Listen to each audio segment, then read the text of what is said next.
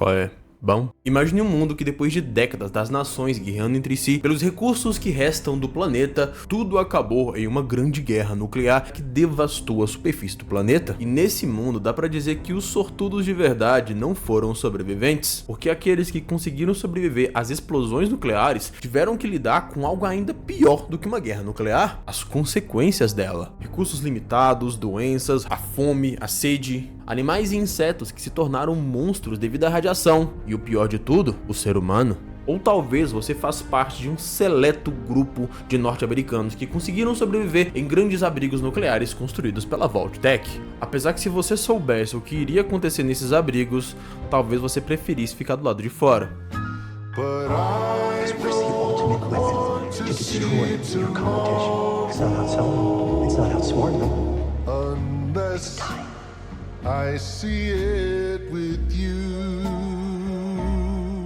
Bem, esses são os elementos que compõem a franquia Fallout, uma das franquias mais icônicas de todos os tempos no mundo dos videogames. E apesar que seu primeiro jogo saiu em 1997, 28 anos atrás, o primeiro e o segundo Fallout são muito nichados, muito datados e difíceis de jogar hoje em dia, o que faz com que boa parte da fanbase de Fallout comece a entrar nesse mundo pelo 3 ou pelo New Vegas, ou até mesmo pelo 4. Que são jogos bem mais acessíveis pro público geral, sabe? Só que assim, pra mim, quando se trata de Fallout, Fallout não é apenas uma franquia que eu acho legal, faço uma pesquisa e trago um conteúdo pra vocês. Eu me considero um pouco mais do que isso quando se trata de Fallout, sabe? Essa é a diferença de um fã para um fanboy. E nunca ter jogado Fallout 1 e 2, eu considero meio que uma falha no meu caráter de fã, sabe? E hoje eu quero corrigir isso, já que eu quero trazer pra vocês aqui hoje uma gameplay comentada e narrada de Fallout 1. Então hoje a gente não vai só falar de lore, hoje a gente vai viver a lore.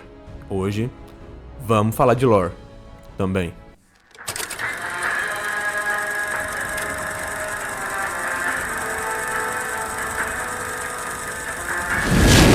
Imagine um mundo que por séculos foi dominado por um terrível e poderoso mago. E durante seu reinado, ele moldou o mundo com feitiços e experimentos bizarros. De povos autômatos feitos de metal, a quimeras profanas, híbridos entre feras e monstros. Mas um dia ele simplesmente sumiu, sem deixar nenhum vestígio do que aconteceu. O vácuo de poder criado pela sua ausência motivou guerras civis entre várias nações. Suas criações, agora sem um mestre, estão soltas pelo mundo espalhando o caos. E é nesse cenário que você irá viver as mais incríveis e bizarras aventuras. O mais novo RPG que a Tria Editora está trazendo para o Brasil, Shadow of the Weird Wizard. Um RPG sombrio que busca oferecer simplicidade para quem quer começar a jogar RPGs ou mestres que querem um material mais adequado para one-shots ou aventuras curtas, já que conta com um sistema com apenas 4 atributos e apenas 2 dados são necessários para jogar, ao mesmo tempo que oferece profundidade para os veteranos do hobby ou para quem quer se dedicar um pouco mais, já que você também pode mergulhar nas várias camadas de customização do personagem, fazendo com que o seu personagem seja algo bem maluco. Então se você se interessou, não perde tempo e participe do financiamento coletivo de Shadow of the Weird Wizard da Tria Editora, para garantir ótimos preços e recompensas exclusivas. Inclusive as metas já foram até batidas e os PDFs já estão disponíveis para os apoiadores. Mas corre que já estamos nas últimas semanas, hein? Valeu pelo apoio, Tria Editora, links na descrição.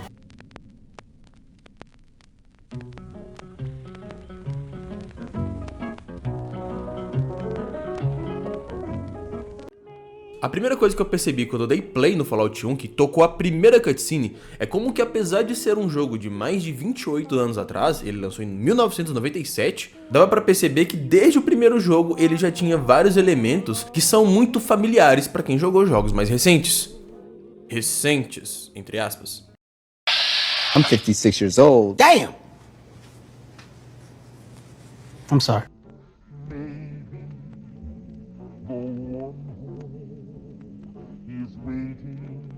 Mas ainda assim eu percebi uma diferença muito clara, o tom. O tom de Fallout 1 é muito mais sério, muito mais pesado, não tem aquele humor cínico característico da franquia Fallout nos dias de hoje. Outro detalhe é que apesar que todo jogo de Fallout sempre fala a mesma frase, guerra, a guerra nunca muda, Fallout 1 é o único que exemplifica o que essa frase quer dizer, falando exemplos de vários líderes e suas guerras durante a história. E como todas elas sempre têm algo em comum.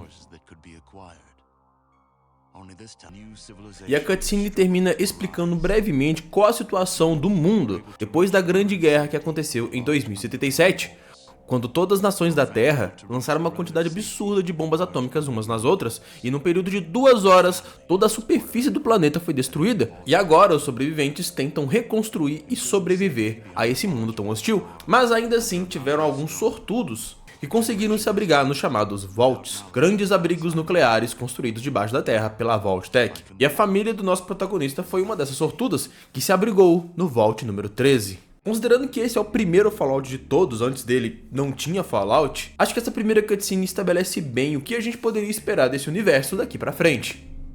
Em seguida a gente tem uma tela de seleção / criação de personagem. Sim, no Fallout 1 você pode criar o seu personagem como todos os outros, ou você pode escolher um entre 3 personagens pré-feitos. Até onde eu vi, escolher um personagem pronto não muda nada na história. É só um ponto de partida mais rápido para quem não quer se arriscar a criar um personagem completamente personalizado do zero. Sendo um brutamontes, uma mulher mais focada em stealth e um terceiro personagem um pouco mais equilibrado. Talvez eu devesse ter pego um personagem pronto. Mais pra frente vocês vão entender por quê. Posso criar do zero também? Minha primeira tentativa foi um cara chamado Kel, meio equilibrado em tudo, um pouco mais forte, porém muito carismático. Sim, primeira tentativa. Em seguida a gente tem uma cutscene que na minha opinião é lindíssima por causa que ela é o puro suco do CGI dos anos 90. E nessa cutscene o supervisor do Vault 13 diz que o chip responsável pelos sistemas de purificação de água do Vault 13 deu um problema muito além de qualquer reparo, e por algum motivo o nosso personagem é o escolhido, é o único capaz de ir para a superfície procurar um outro chip para substituir o chip defeituoso. E temos exatamente 150 dias para resolver esse problema, senão todo mundo lá vai morrer de sede. Tipo, por que o pessoal não sai para procurar também? Foda-se, o jogo não explica. Um detalhe legal é que nessa cutscene inicial, temos um pequeno trecho que o nosso personagem anda pela saída do Vault em primeira pessoa, como se fosse quase um presságio do que a franquia iria se tornar no futuro. E então temos o primeiro deslumbre do nosso primeiro gameplay, e... meu Deus do céu. Tem uma coisa aqui legal e o resto é bem ruim. Uma coisa legal é que durante o combate todas as nossas ações são realizadas a partir de pontos de ação. Um sistema familiar para mim de uma outra franquia que eu sou simplesmente apaixonado, que é Divinity Original Sin, mais especificamente Original Sin 2. Inclusive ambas as franquias representam seus pontos de ação por bolinhas verdes. Talvez seja uma inspiração. Mas tirando isso, o combate de Fallout 1 é bem ruim. É bem lento, é pouco preciso, os controles se embananam às vezes, a mira não é muito precisa. Ah, mas combate é só um detalhe, né? Não é um problema que vai me acompanhar durante todo o jogo, né? Nesse primeiro momento eu fiquei meio perdido de onde era pra eu ir, mas eu acho que foi falta de atenção minha. Ao invés de ir pro Vault 15, eu fiquei andando pelo mapa. E pra minha surpresa, do nada eu encontrei Sherry Sands. Pra quem não sabe, Sherry Sands deve ser a cidade mais importante fundada depois da Grande Guerra. E o que começou com uma pequena vila de fazendeiros por volta de 2160, por volta de 2280 já era uma verdadeira cidade, com vários luxos e facilidades do mundo pré-guerra. Mas, como a guerra nunca muda, em 2283, Hank McLean, um cabeçudo da Vault-Tec, por achar que aquela cidade era um símbolo que uma sociedade violenta podia prosperar, ele decidiu explodir ela como uma bomba atômica, deixando apenas uma cratera no lugar.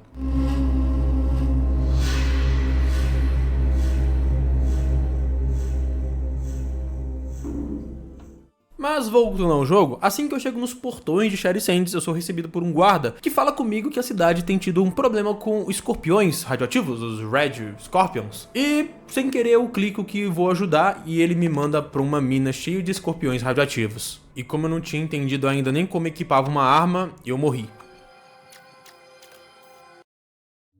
Your bones are scraped clean by the desolate wind.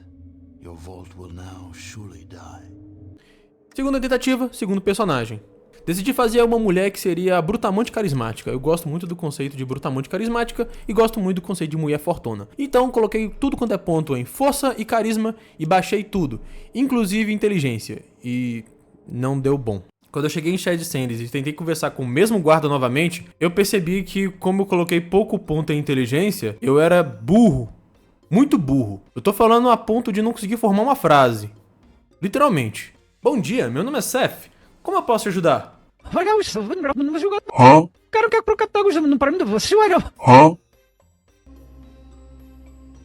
Nossa, você parece meio mal. Como eu posso te ajudar? Eu não entendi o que ele falou.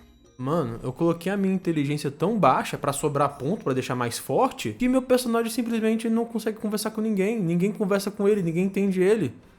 Eu sou uma mulher das cavernas. Unga, bunga, me ser Capitão Caverna. Mas eu não vejo isso com maus olhos não, na verdade eu achei incrível. É muito raro RPGs que os atributos do personagem realmente influenciam no gameplay de maneira direta. Geralmente esses atributos influenciam em algumas interações, algumas coisas do combate, alguns diálogos, mas mudar um aspecto inteiro do gameplay, eu acho que foi 3 casos que eu já vi na vida. Divinity Original Sin 1 e 2, que a sua percepção, por exemplo, faz você literalmente não enxergar coisas no cenário. E se você tiver uma percepção alta, as coisas aparecem no cenário. Baldur's Gate, que funciona da mesma maneira, e agora Fallout 1. Originalmente eu tinha até criado um outro personagem, porque eu pensei que usar um personagem de Uga Bunga iria prejudicar a minha experiência, mas eu achei tão interessante que mesmo já tendo jogado mais de 1h30, eu decidi voltar desde o começo e fazer um personagem Uga Bunga. Eu pensei assim, quando eu jogar esse jogo de novo, eu faço um personagem Uga Bunga. Cara, vai saber se eu vou jogar esse jogo de novo, né?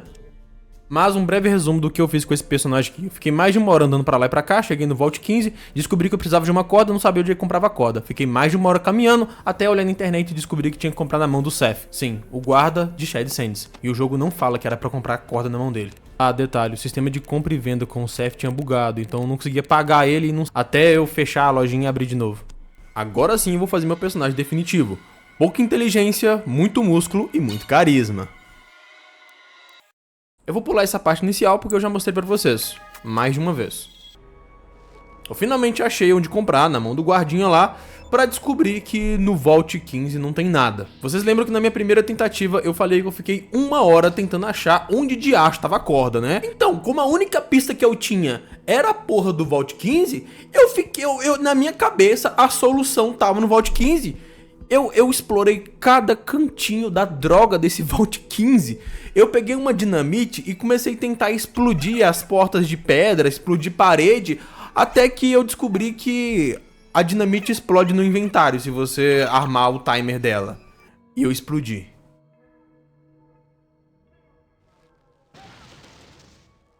Caramba, a bomba explodiu em mim. Só que no Vault 15 não tem nada. Vou confessar uma coisa pra vocês. Nesse ponto aí, eu tava completamente desanimado de continuar jogando. O jogo tem seus pontos positivos, mas ele tava me tirando do sério. Aí eu tive que apelar pro Google, ou pro ChatGPT. E pra minha surpresa, fazer uma build de idiota deixa o jogo mais difícil. Deixa mais engraçado, mas deixa mais difícil. Porque vários dos NPCs que me dão pistas de onde é pra ir, eles simplesmente não conversam comigo. E eu não consigo perguntar as coisas. Eu não sei, eu não consigo perguntar, mano, é pra ir pra onde? Eu não consigo, eu falo... É isso que eu falo, velho.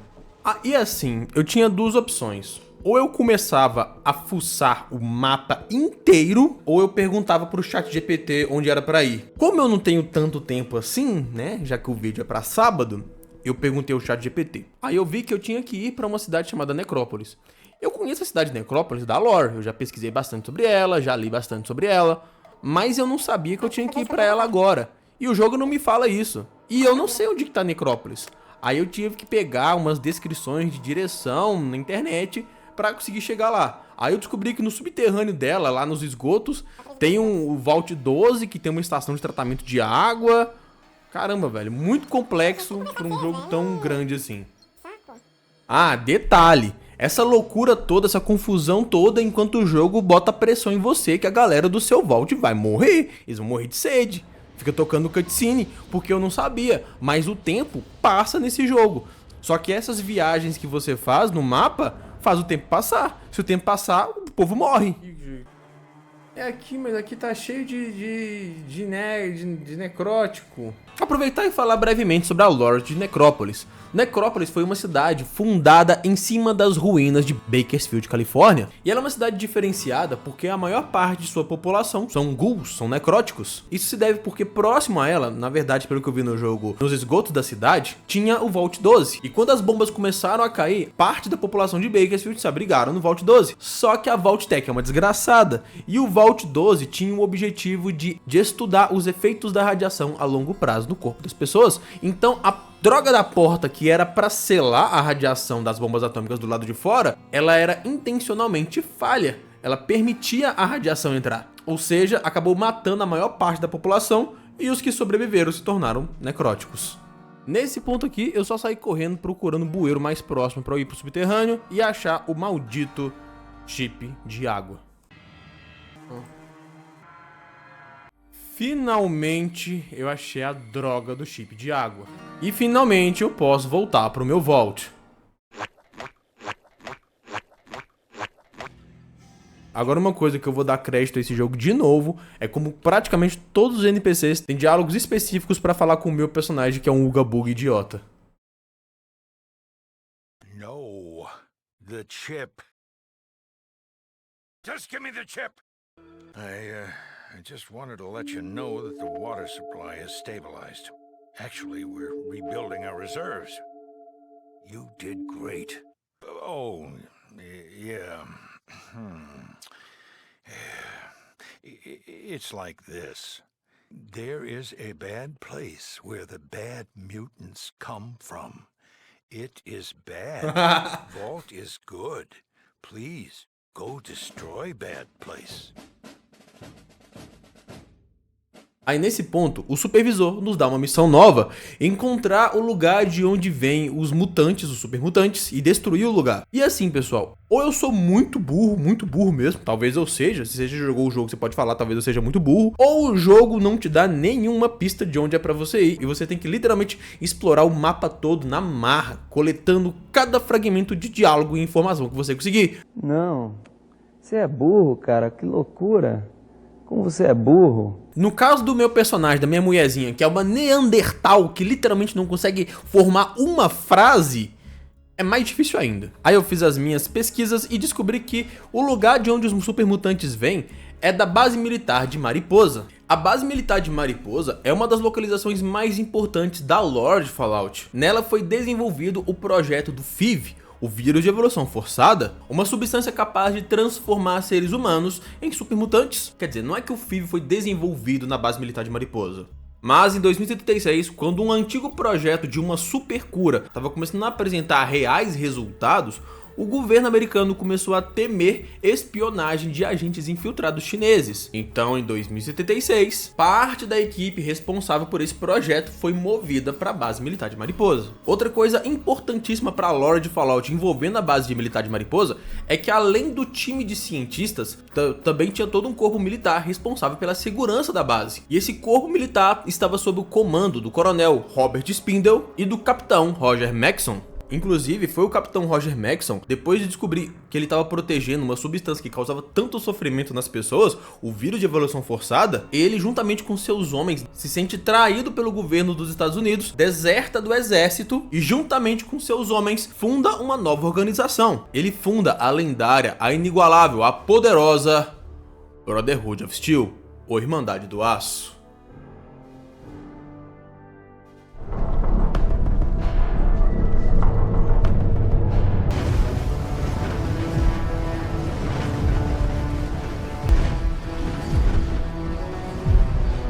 Uma organização que é uma mistura de seita religiosa, grupo militar, como também eles são uma organização meio que cívico independente, já que tanto eles como seus protegidos agem de acordo com as próprias leis deles. Pois é, como eu disse, a base militar de Mariposa é extremamente importante. Caramba, 17 minutos e você ainda tá aqui? Então você não me engana, meu amigo e minha amiga. Você tá gostando desse vídeo. Então que tal você me ajudar a trazer mais vídeos que você vai gostar? E pra fazer isso é muito simples. É só você curtir esse vídeo, se inscrever no canal se você ainda não for inscrito e se tiver o botão de hypar, hypa que é muito importante. Ah, e não esquece de mostrar esse vídeo pra algum amigo que você acha que vai gostar. E se couber no seu orçamento, se couber, considere se tornar um membro. membro, a partir do valor de um pão de queijo você ajuda diretamente no desenvolvimento do canal. Eu agradeço a todos vocês pelo apoio e vamos voltar pro vídeo.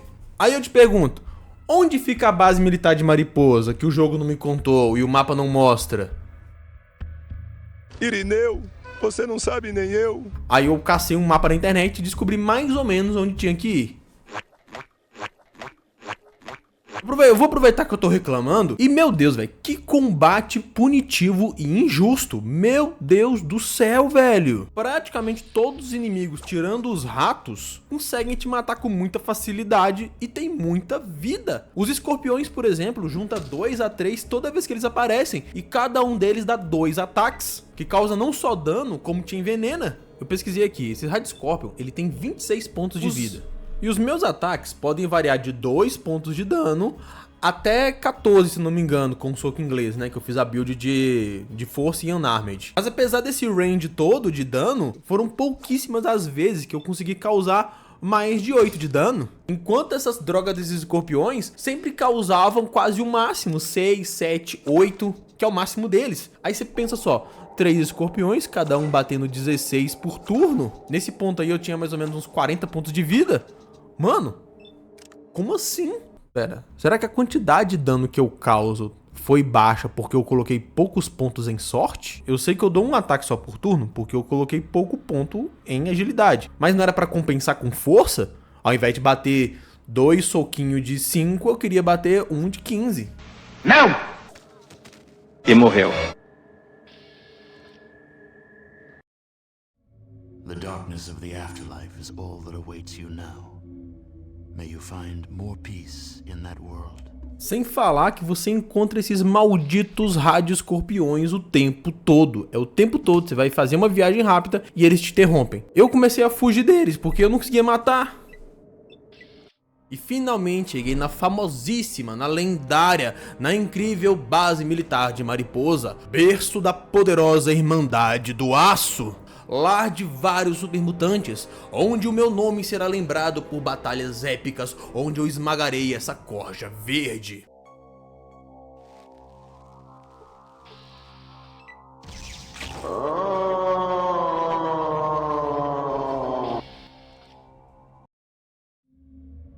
Not even the Carrion Eaters are interested in your radiated corpse.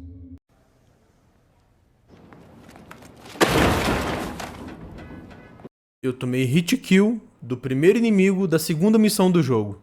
Mas bem, já cheguei tão longe, já joguei tanto tempo, é só dar load e começar de onde eu parei, né? It was at this moment that he knew. He fucked up.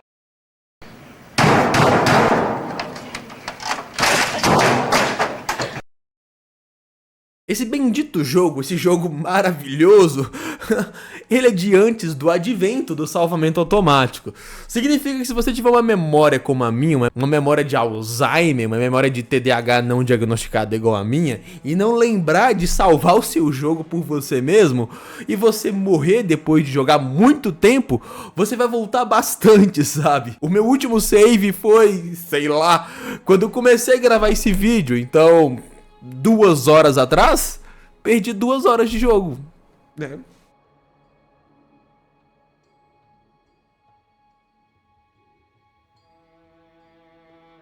Antes da gente continuar, um brevíssimo recado. Tem uma forma de você ajudar o canal que você não vai gastar nada mais do que você já gastaria nas suas compras na Amazon. É só toda vez que você for comprar uma coisa na Amazon, é só você usar o meu link que vai estar na descrição aqui desse vídeo, como também você pode apontar a câmera do seu telefone para o QR Code que está na tela. Fazendo isso, você não vai pagar nada mais nas suas compras, porém um pedacinho do dinheiro que iria para a Amazon vai vir para ajudar o meu canal. Eu só tenho a agradecer o apoio de vocês, porque tem bastante gente usando o meu link para comprar as coisas na Amazon. Como esse inscrito aqui, que comprou um quadrinho da Patrulha do Destino. Tá vendo? Pode ser coisa baratinha, gente, R$23, mas pode ser coisa cara também. Tá bom?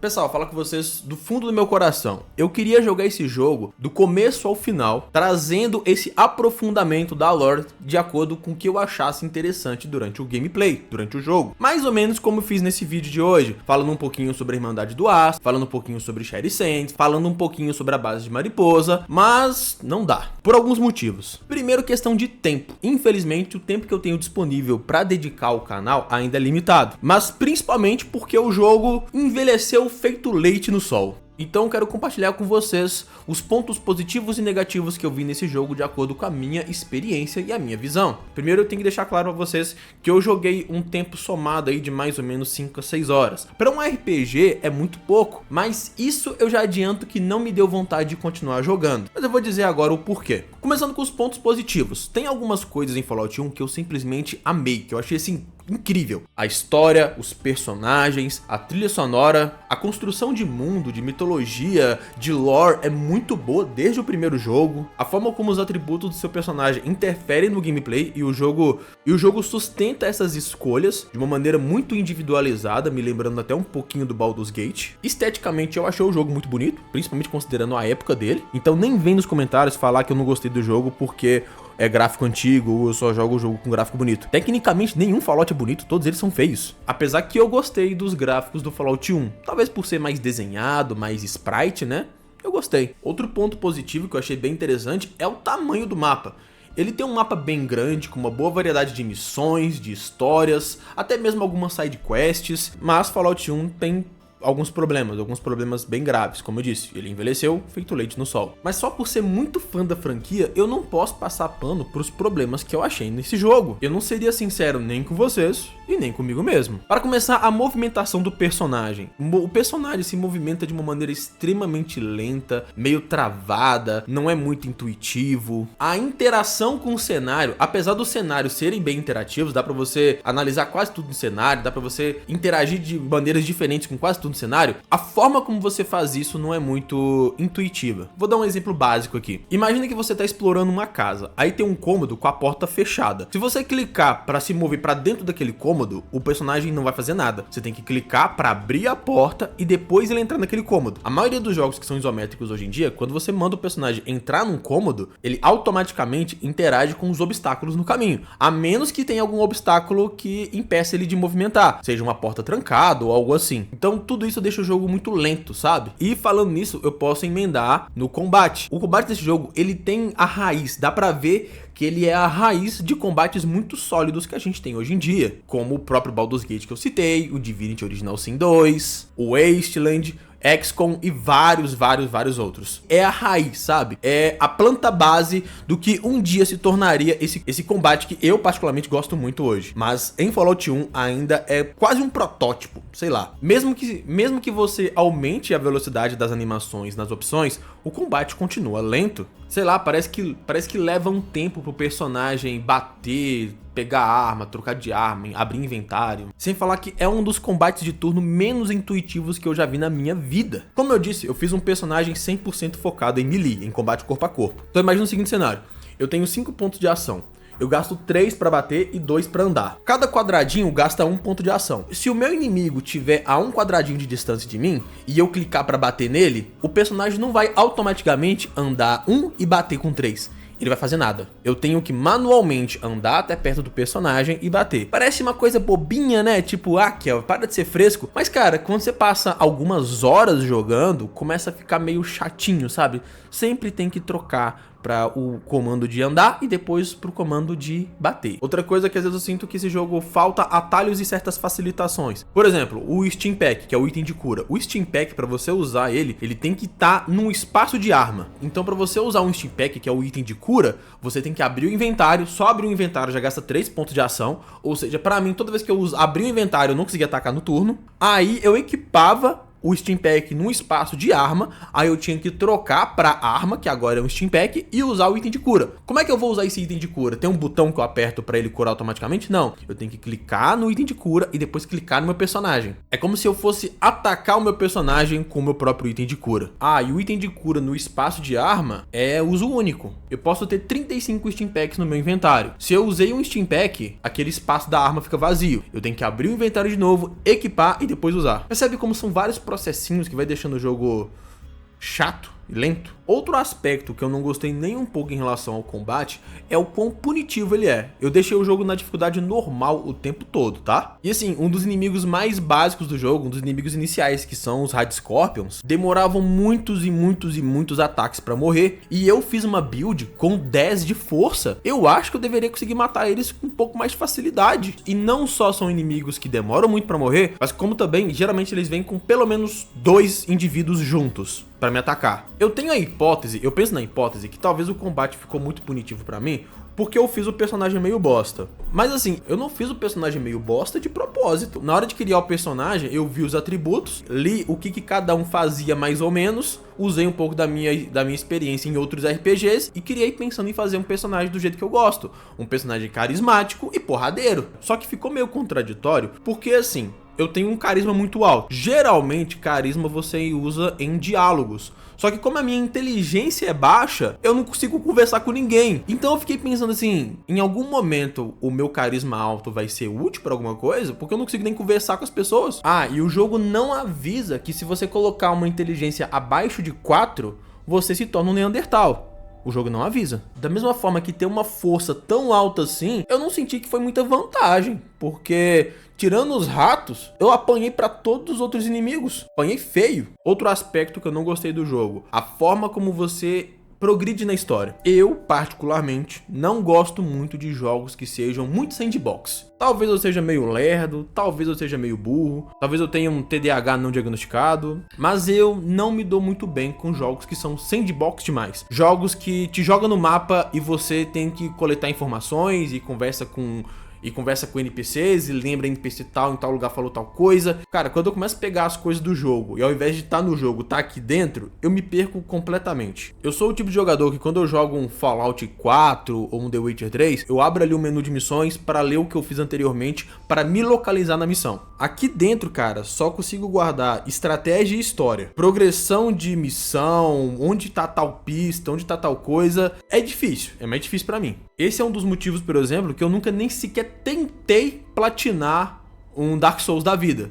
Porque eu sei que eu vou me perder, vou passar raiva. Enquanto um The Witcher 3 eu já platinei, um Homem-Aranha eu já platinei, um Horizon Zero Dawn eu já platinei. Não que platina signifique muita coisa, tá, gente? Eu não dou muito valor pra platina, não. Só tô usando como exemplo. Pra mim, o máximo de sandbox que funciona é Zelda Breath of the Wild e Tears of the Kingdom. E é assim, eu tô livre no mapa gigantesco, eu posso explorar tudo, tem uma luzinha lá na montanha, eu posso ir lá, descobrir o que tem lá, acho o NPC e tal, mas se eu quiser fazer a side quest, eu abro o menu e marco ela no mapa. Se eu quiser fazer a missão principal, eu abro o menu e marco ela no mapa. Então esse jogo ser tão sandbox assim, eu me senti meio perdido, pra falar a verdade. Eu tive que olhar na internet. Mas aí que tá.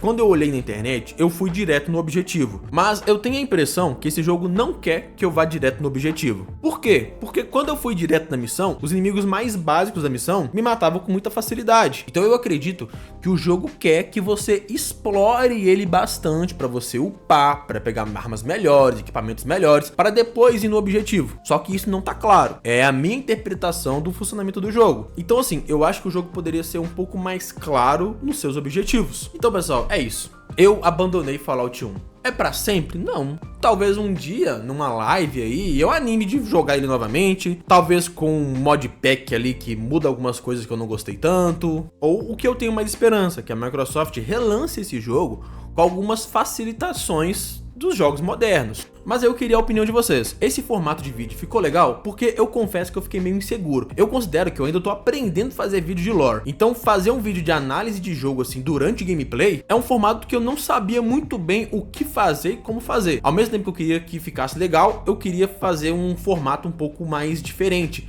parando o gameplay para explicar elementos da lore durante o jogo. E assim, será que compensa eu tentar jogar o Fallout 2? Da mesma forma que eu tentei jogar o Fallout 1, e assim, eu tenho uma confissão a fazer. Apesar que eu já zerei o Fallout New Vegas e o 4 umas 2 ou 3 vezes cada um, o Fallout 3 eu nunca terminei o modo história do Fallout 3. Eu sei muito sobre a história do Fallout 3 porque eu já li muito sobre a história dele, mas jogar mesmo... Se vocês quiserem, eu posso trazer um gameplay de Fallout 3 aqui pra vocês. Fallout 3, eu juro que eu só paro de fazer vídeo dele se flopar terrivelmente ou se ele crashar e eu não conseguir continuar. Porque Fallout 3, eu sei que eu gosto, porque eu gosto muito do New Vegas. Agora, uma coisa bem legal do Fallout 1 é que a gente vê a origem de várias coisas da mitologia de Fallout, como os próprios Vaults. Inclusive, eu tenho uma série de vídeos onde eu falo sobre todos os Vaults de Fallout. Eu vou deixar um card aqui pra você clicar e ver esses vídeos. Como também Fallout 1 possui alguns dos maiores mistérios de toda a franquia, que eu vou deixar esse card aqui pra você ver. No mais, não se esqueça de curtir o vídeo, se inscrever no canal e se tiver o botão hypar, hype por favor. E se você for fazer compras na Amazon, use o meu link porque um pedacinho do valor vai vir pra ajudar o canal e você não paga nada mais por isso. Tchau!